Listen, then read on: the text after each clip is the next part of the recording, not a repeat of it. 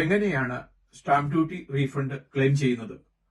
നിങ്ങൾ യുകെയിൽ ഒരു സെക്കൻഡ് വീട് വാങ്ങിക്കുമ്പോൾ നിങ്ങൾക്ക് 3% അഡീഷണൽ സ്റ്റാമ്പ് ഡ്യൂട്ടി കൊടുക്കേണ്ടി വരുന്നു.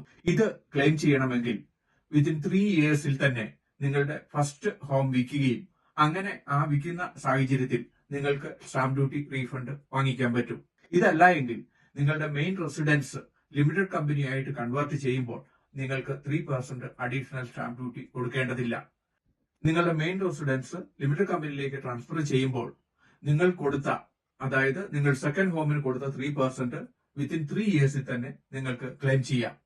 കാരണം നിങ്ങൾ 3 ഇയേഴ്സിൽ തന്നെ ലിമിറ്റഡ് കമ്പനിയിലേക്ക് നിങ്ങളുടെ മെയിൻ റെസിഡൻസ് ട്രാൻസ്ഫർ ചെയ്തപ്പോൾ അത് സെപ്പറേറ്റ് എൻറ്റിറ്റി ആയതുകൊണ്ട് നിങ്ങൾ വീട് വിറ്റതുപോലെ തന്നെ നിങ്ങൾക്ക് അഡീഷണൽ സ്റ്റാമ്പ് ഡ്യൂട്ടി ക്ലെയിം ചെയ്യാൻ സാധിക്കുന്നതാണ്.